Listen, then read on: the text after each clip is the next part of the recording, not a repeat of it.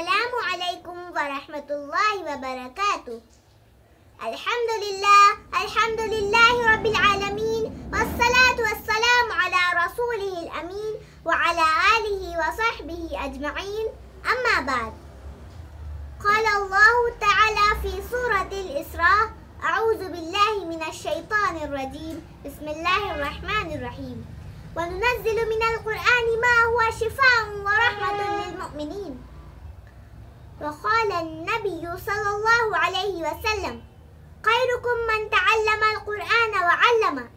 أيها السامعون، يؤمن المسلم بأن القرآن الكريم كتاب الله أنزله على خير خلقه وأفضل أنبيائه ورسله نبينا محمد صلى الله عليه وسلم، كما أنزل غيره من الكتب على من سبق من الرسل. فالقرآن يشتمل على أهم شؤون الحياة الاجتماعية والثقافية والفكرية والعلمية والاقتصادية والمعيشية حتى السياسية. قال الشاعر: جميع العلم في القرآن